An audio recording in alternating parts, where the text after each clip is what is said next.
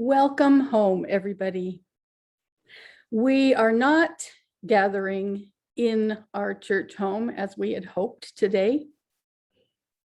We are disappointed. We are relieved. We are flexible.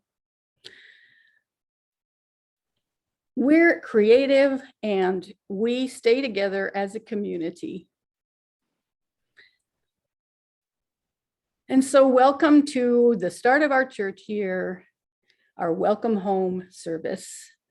We'll open the service with a chalice lighting from Lynda Clark. And if you have a chalice to light at home, you're invited to do so. We light this chalice as a symbol of reunion. We reunite not in our sanctuary as we had hoped, yet we gather as best we can.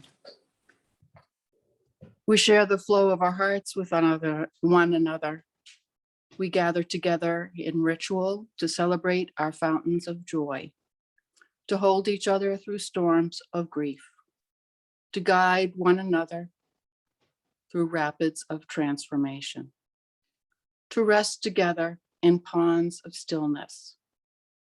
Together, we honor the spirit of water, its many forms, and its life-giving essence.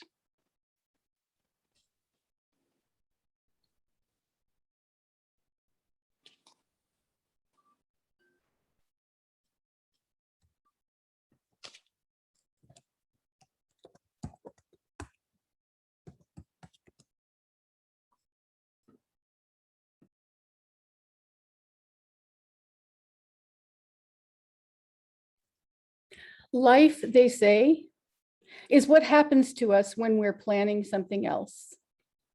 That's the opposite of what we consider smooth sailing. God, goddess, spirit, universe, why do you trouble the waters again?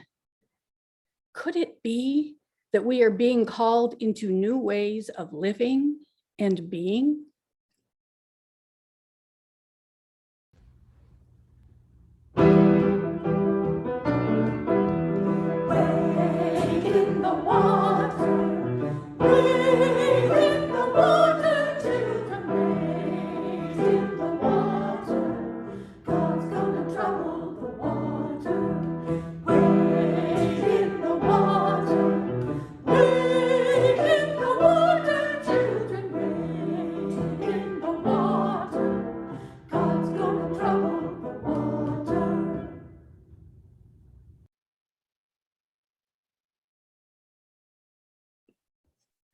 Come, dear ones, we are in this together. When we wade into the troubled waters, possibilities open where none existed before. We have a story for the generations this morning, read by told by Caroline McDonald, called The Vessel of Compassion by Katie Gelfland. The Vessel of Compassion, a Water Communion Story by Katie Gelfand. Once upon a time, in a time that is both this time and no time, at the turning of the 9th moon of the year, 4 women journeyed from 4 different directions to share a moment of sacredness together. Each carried a pitcher of water from her home, embedded with the stories and emotions of her life and community. They congregated around an empty vessel, united in the desire to listen to the stories and hearts of one another. The youngest woman came from the east with the spirit of air. As she poured water from her pitcher into the vessel, she shared stories from her home about the excitement of children being born, the music of laughter that fragranced the neighborhoods, and the bliss of young people falling in love. As she shared the story of her heart, she laughed, and drops of liquid joy burst from her mouth and landed inside the vessel. The four women paused to honor the stories from the East and the spirit of the woman who shared them. The mother came from the South with the spirit of fire. As she poured water from her pitcher into the vessel, she shared stories from her home about adapting to the ever-changing world of motherhood, the challenges of navigating family life, and the difficulties her community faced with transitions in leadership. As she shared the story of her heart, a drop of sweat formed on her brow and landed inside the vessel. The four women paused to honor the stories from the South and the spirit of the woman who shared them. From the West, with the spirit of water, came the sovereign woman. As she poured water from her pitcher into the vessel, she shared stories from her home about friends and loved ones who had died, the grief of those who missed them, and the deep pain she carried for the wounds humans have inflicted on each other and our world. As she shared the story of her heart, a tear of sadness fell from her eye and landed inside the vessel. The four women paused to honor the stories from the West and the spirit of the woman who shared them. From the North came the elder woman with the spirit of earth.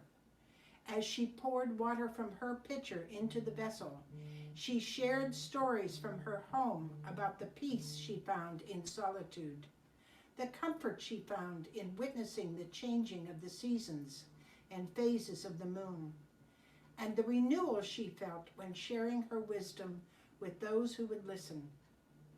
As she shared the story of her heart, a tear of joy fell from her eye and landed inside the vessel. The four women paused to honor the stories from the North and the spirit of the woman who shared them. Now, between the four women was a vessel filled with the waters of joy and happiness, change and transition, grief and loss, and rest and renewal. Mingled together in harmony and blessed by the women through their reverence and love for each other, the empty vessel of water was now a full vessel of compassion. Each woman took out a small container and filled it with water to bring back to her home to share the spirit of understanding and compassion within her own community.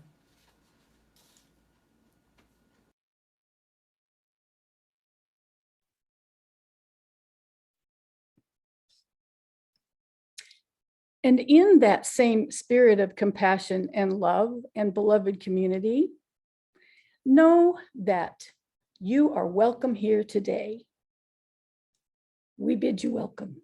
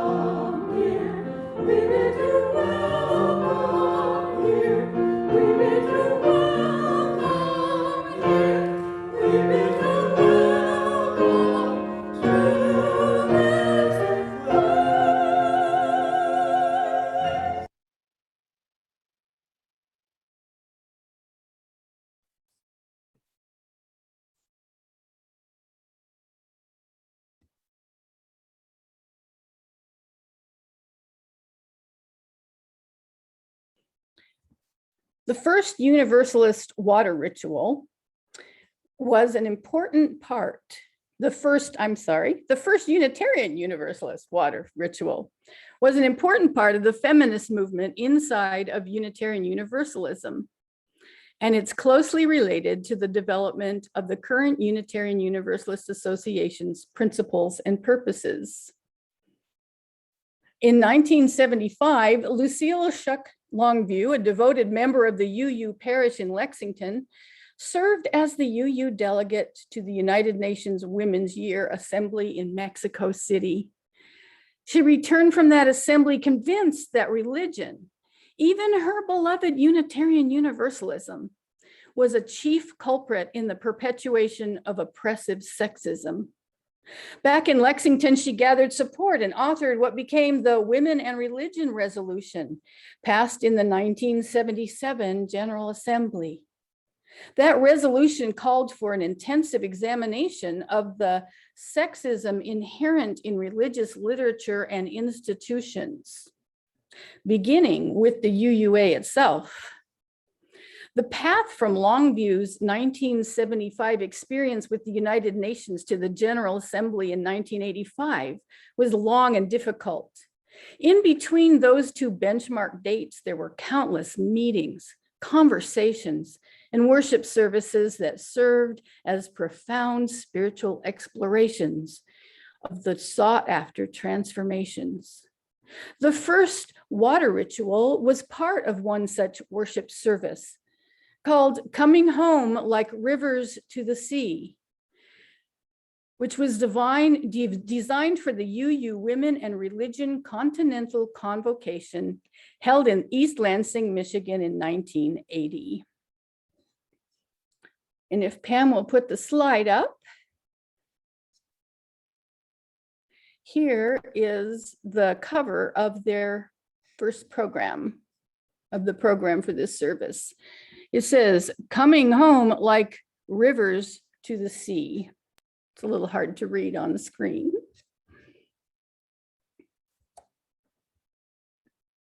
The creators said this about why they chose water as a symbol.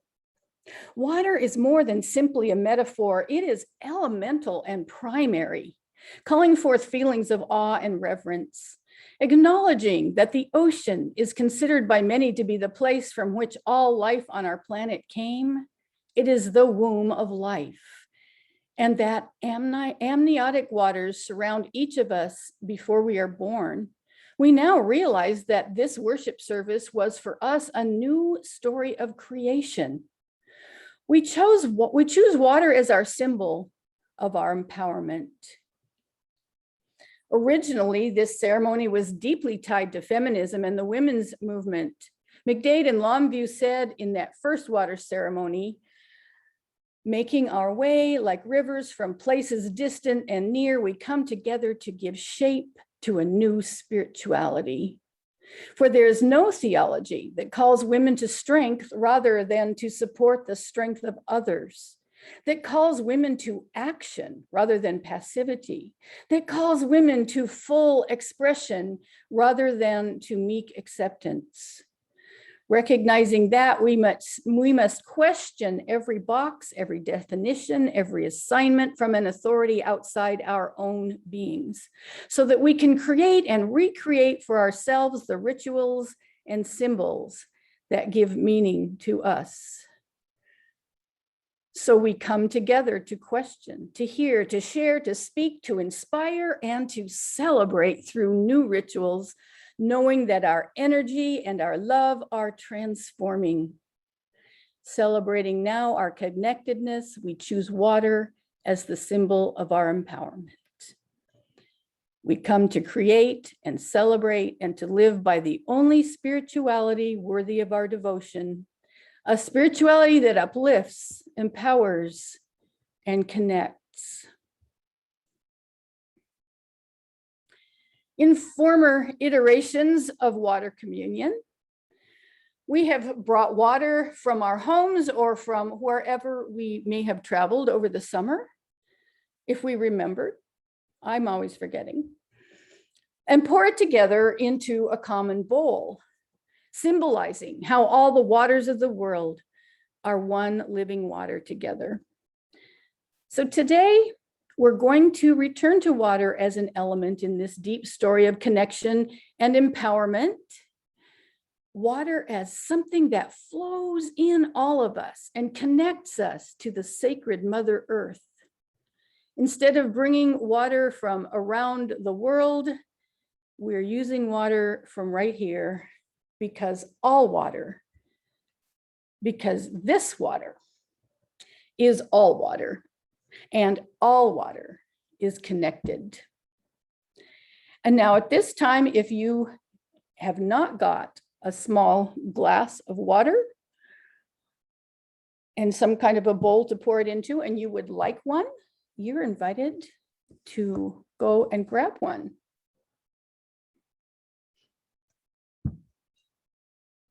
I'll give you just a minute here.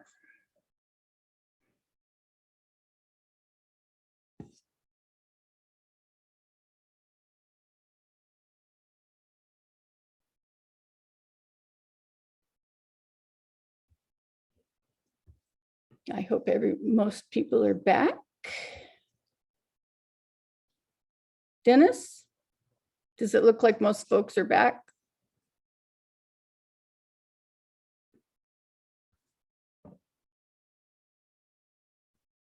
Mute. Yes. It looks like the last was just sitting as I finally got unmuted. Maybe one more, but I think All we're right. All right. Thank you. All right. So I will introduce our ceremony this morning, which is looking a little bit different. This morning, we'll have 4 periods of sharing whatever water we have brought. We want to share with one another not only where the water might come from, or if we could travel where it might have come from, but also what it means to us, what it symbolizes in our own lives. And so first, we'll have a chance to share water that reminds us that while some have abundance, others struggle in scarcity. Second, we'll share water that symbolizes travel, movement, and change. Third, we'll share water that reminds us of life's storms, our concerns, worries, frustrations, and losses. Finally, we'll share water that reminds us of the well springs of our lives. And please don't worry about which time for sharing is the right time for what's in your heart. The great thing about symbols is they're always open to many interpretations. And so here I have an empty vessel. This empty container reminds us of all who lack access to safe and affordable water. I dedicate this first water to begin our communion with this symbol, water of our solidarity with the Unitarian Universalist Service Committee and all those around the world who are calling for the human right to water. And I also pour out water for those farmers in California and all over who have lost crops and livestock this summer because of drought and fire. One of the worst we have ever had. If you would like to share water representing an awareness of scarcity in our community or lives, please come forward. Did not change those words. Please raise your hand as you are used to doing in joys and sorrows. And Dennis, if you would call on people. If you didn't bring any water with you today, I'll be pouring something with some for everyone who speaks. And so that's perfectly all right. And you're also welcome to share silently. And so this water is part of the living water that makes up the world. I invite you to bring forward your water of drought or scarcity. Lise,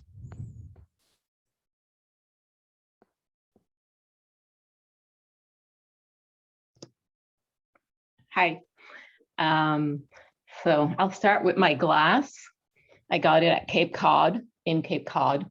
There are all these little fishes and they're etched in, except for one going in the opposite direction. I thought that was adorable. So far from the Cape, we had planned a vacation after the vaccines and before the Delta variant became a problem.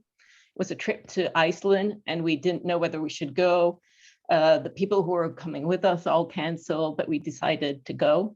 And it was just the most amazing trip, country. There is so much water. There's glaciers, ice caps, geothermal pools. Supposedly it's one of the best drinking water, which we all kind of agreed. And we're used to Northborough water, which is excellent. So this is from a glacier lake.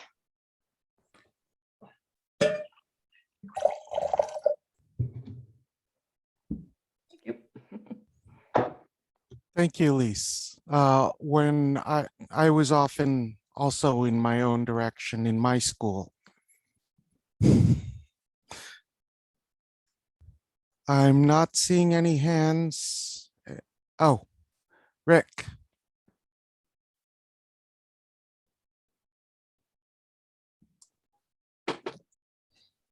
Hi, we were in the Poconos when the downpour from Ida came and there was flooding all around us. And we saw that firsthand. But we remember the floods in the Wilkes-Barre area and Johnstown and all the people who had to experience that. So this is in solidarity for the people who went through the floods.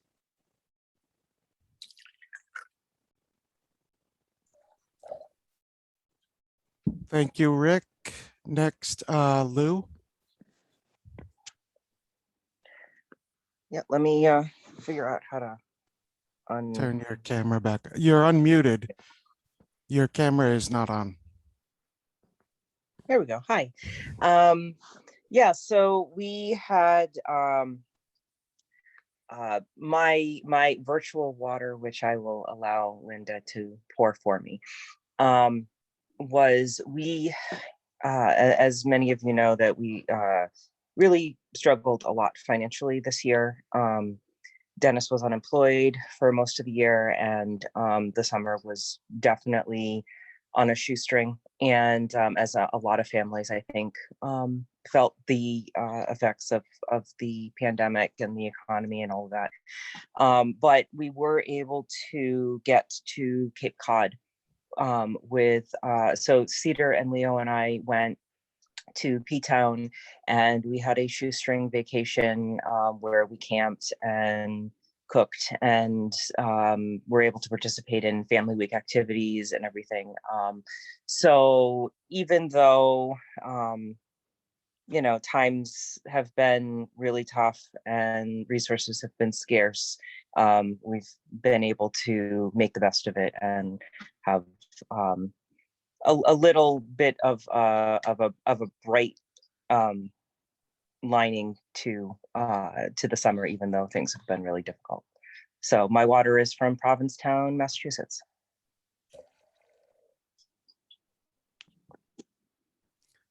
Thank you, Lou. Looking for other hands or yes in the chat. It looks like no one else is sharing Water Communion Part 1. All right, then we'll move to part 2, where I invite you to share water that reminds you of the changes and transformations in your lives, your journeys, whether spiritual or physical. Water in motion symbolizes change and transformation. And so I pour out some water to inner growth that I've noticed in myself as the pandemic rolls on and on. Things like patience, I don't need to go into it. And I pour out a little more where the sustaining force of family, whether by birth or by choice. I got to go, that water symbolizes the Puget Sound. I got to go spend 3 weeks out there with my family this summer. This water is part of the living water that makes up our world. I invite you to share waters of change and transformation.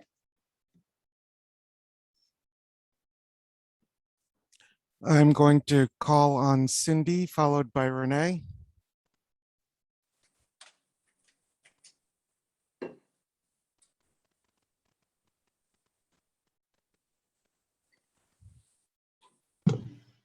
There we go. Good morning. Change. This summer has been a little more relaxing for me than the past year has. I stepped down from a supervisory position at work. I have far less stress in my life, and I'm enjoying it.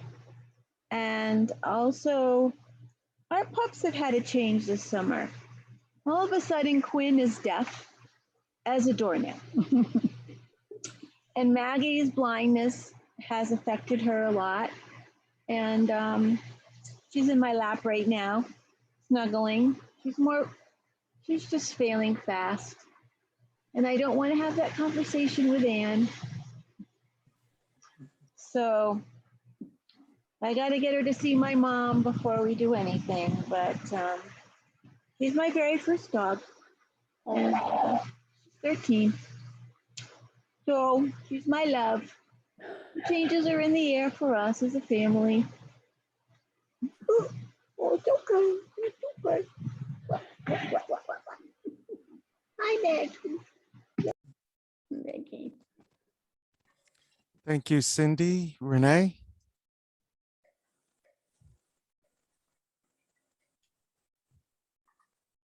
Yes, so much like Lee's talking about her trip to Iceland, I braved the trip to the airport and to Costa Rica this summer and was absolutely amazed at the feeling of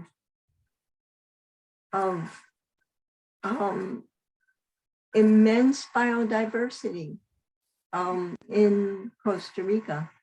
And one of the things that is so amazing there is the water. And everywhere we went, they said, drink the tap water. And it was amazingly delicious. So I'm going to pour my water down my throat. Unfortunately, this isn't from Costa Rica, but it's going to have to suffice.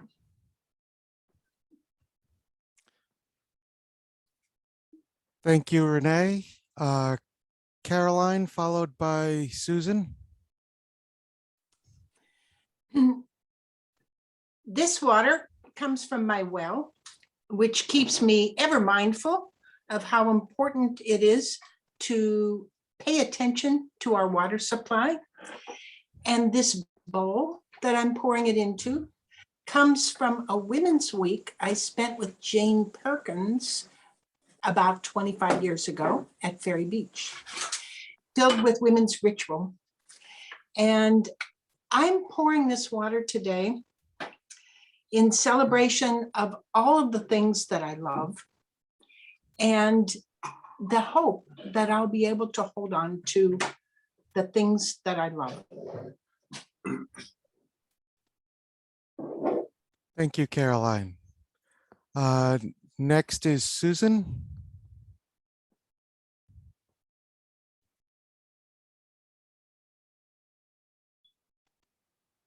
Hello, I'm Andrews Zahowski's aunt, Celia Brown's sister, and Richard Zahowski's sister-in-law.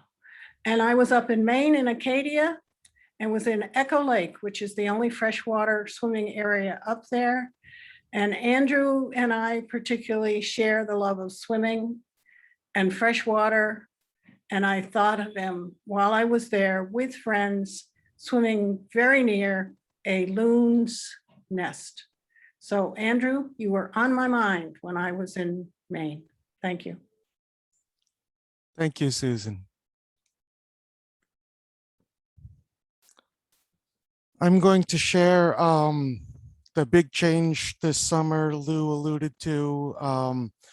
I did a lot of job hunting. I was working remote earlier this year. Most of the summer, I was unemployed and job hunting again. And I have here my teapot with water from my faucet, the glass that I drink from. I'm in a fully remote position. Didn't go anywhere this summer. Delta variants and Lambda variants and all of that just had me too paranoid, especially with the youngest not vaccinated until he turns 12 in October. So yeah, it's changes. This is water of change while keeping in place.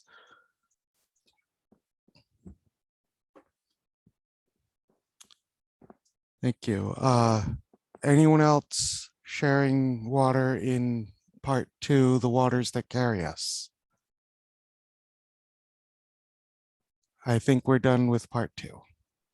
All right, then we are going to take a short pause and invite you to the offering. This month, we'll share half of our offerings with the Minister's Discretionary Fund, which is set up for members who have an urgent need. Donations can be made by check or PayPal using information in the chat. Please give generously, whatever that means for your personal circumstances, as we enjoy an offertory from Olga.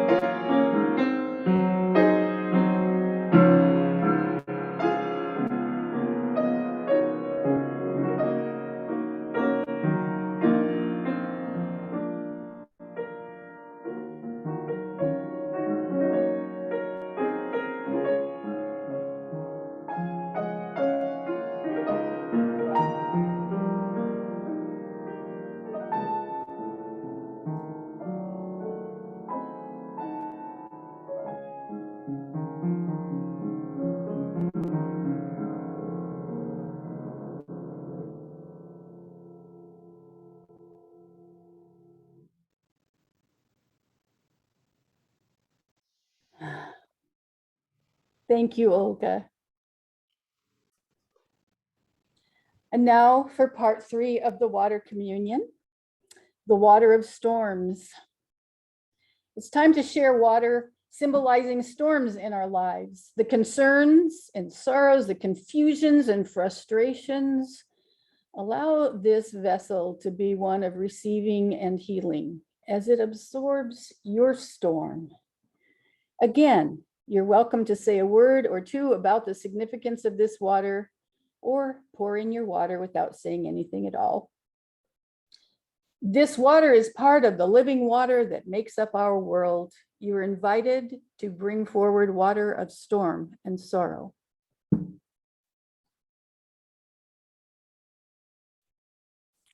I'm seeing people moving about, but not hands as of yet, or yes in chat.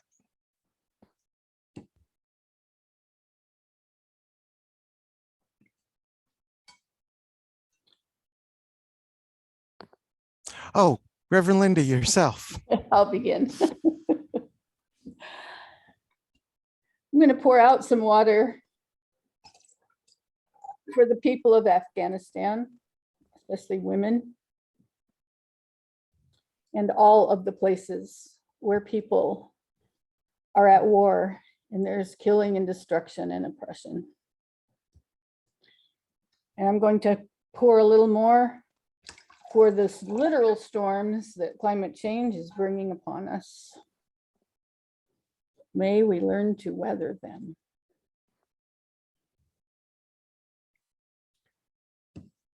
Thank you. I don't think anyone is sharing for part 3, the water of storms. Anyone else? Oh, Renee.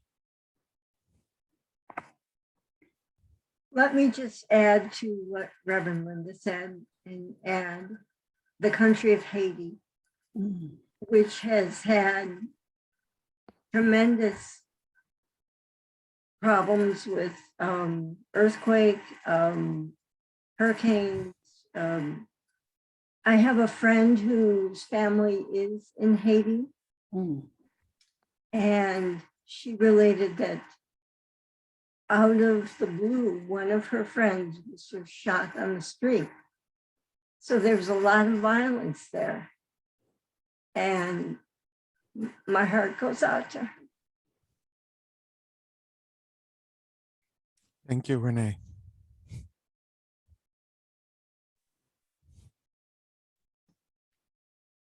I see no one else sharing for the water of storms. Part 4 is for waters that sustain us. And so as we conclude our water communion, I invite you to bring water that reminds you of the well springs of your life, the water that sustains you when you are feeling empty, the joys that give you hope and buoy you up. I'll pour out a little water for the joy of music and song.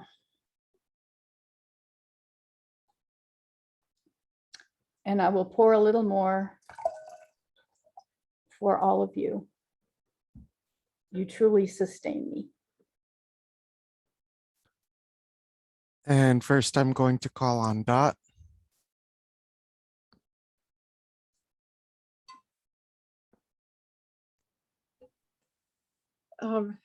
Renee's mention of Haiti reminds me that one of the joys of my life is being connected to Haiti through regular donations to Partners in Health. They are a fabulous organization. They're their first country outside of the US that they worked in and still work in marvelous ways is Haiti. And I like to recommend to people when they're looking for a good charitable organization to donate to, Partners in Health. Thank you. Thank you, Dot. Next, I'm calling on Lou.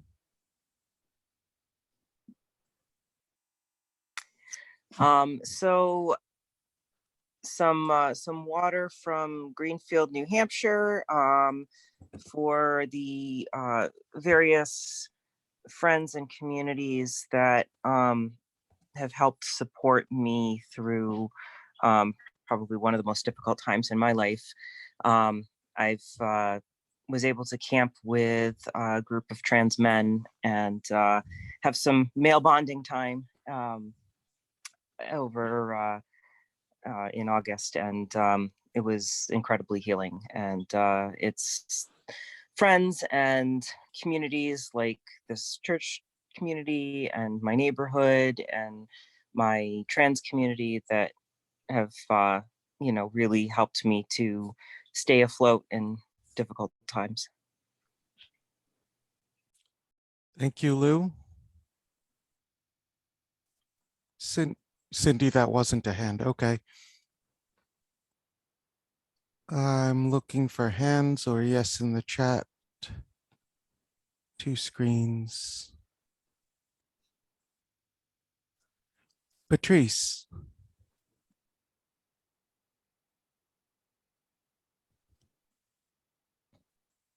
Hi.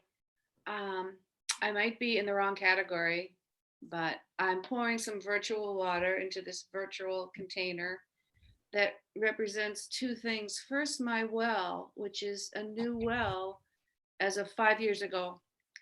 That was a year of a big drought in the Northeast, and our well went dry, which was the 3rd time it went dry in our being here. So that was like the 3rd time's the charm. We couldn't live without water, so we have a new well. And even though we've had lots of rain here in the last 2 months, you might remember in June, we did have a drought here. And so I still am so appreciative, and I have a garden, and I still am so appreciative. This well is new, and I just appreciate having water coming out of the taps and the faucets. And the other half of my water represents very limited trips to visit people in New Hampshire and Western Mass, family and friends, where we only stayed on the porch, didn't stay over, just stayed the afternoon because I'm terrified of COVID.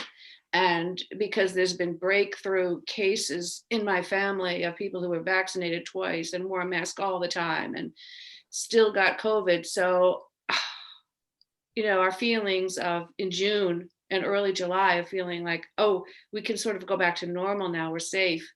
I'm back to not feeling safe at all. Even though the numbers, the doctors say the numbers, it's very rare for breakthrough cases. I guess when you know personally people that it's happened to, it feels more real. But I am just happy that we had those few afternoons on people's porches overlooking a lake. Thank you. Thank you, Patrice. And for what it's worth, I definitely call those in the category of waters that sustain us. Well water and time with those we care about. Looking for any other hands or yes in the chat.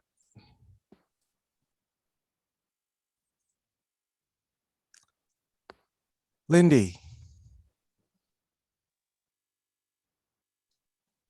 I've always been drawn to water, no matter where it is, all my life. It's where I head if I'm really depressed or sad or happy. If it wasn't for water, I don't know what I'd do. Even not just swimming, I've always been drawn to water. Without it, I can't survive. And I've been to Iceland, and she's right. It's beautiful. And the water's awesome. Thank you, Lindy.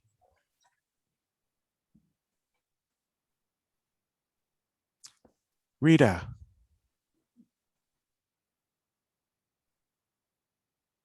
Now you are. I pour some water for groups that sustain me, like Living by Heart and like a Sangha that I'm in, and of course this community.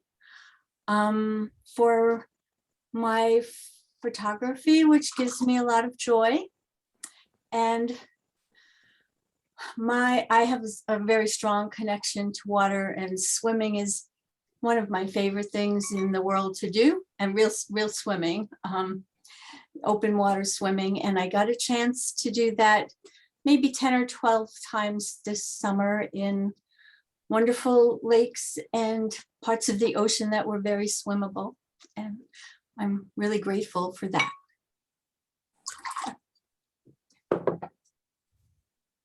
Thank you, Rita. Have we anyone else making up their mind last minute? Yes, Celia.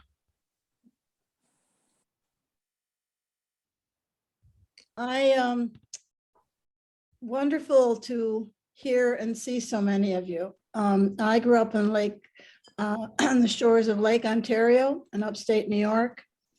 And I spent many times walking along the shore.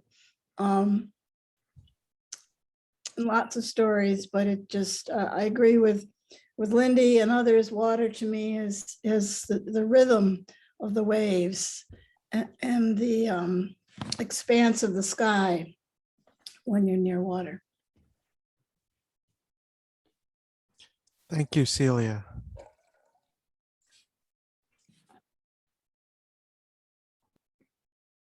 Have we anyone else?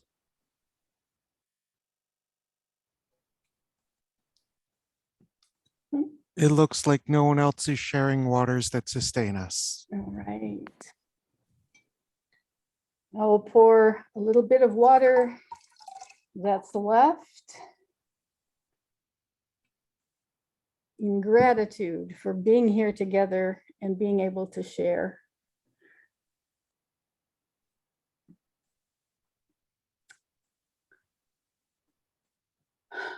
And as we strive to bring our gifts to this beloved community and to this difficult and beautiful world, let us never doubt the strengths of our hearts, nor the depth of our love for each other and for our world.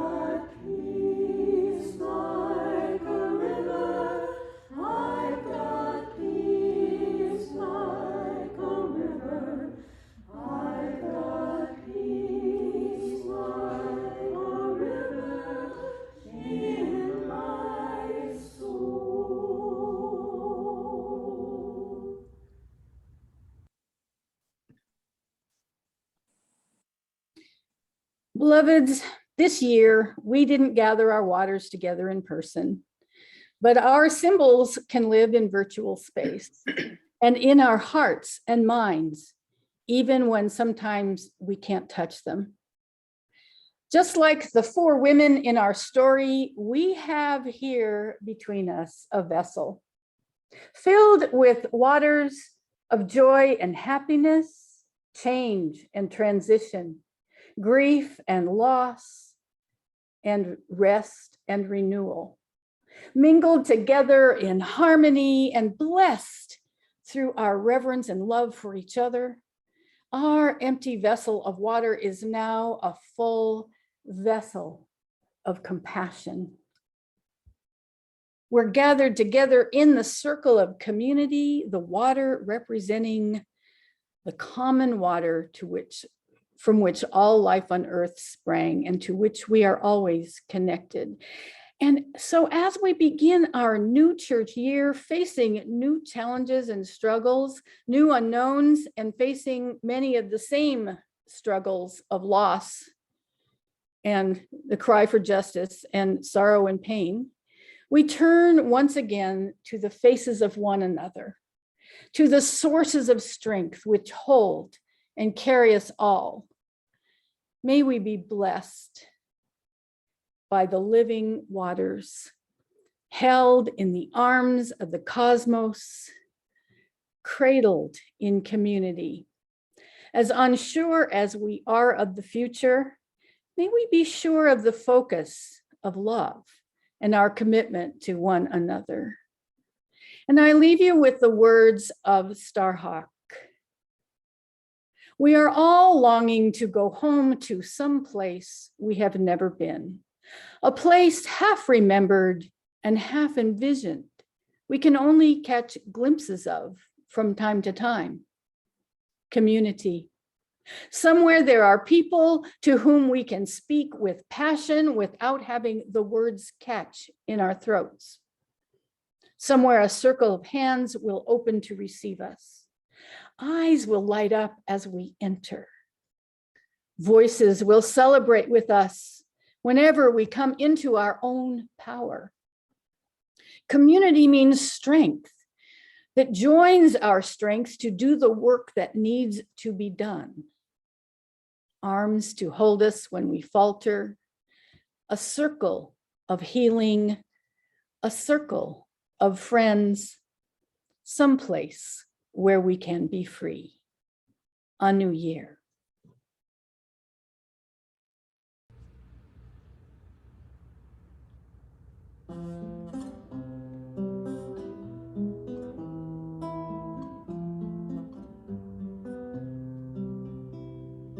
May this be a year of love and kindness. May strangers come to be friends.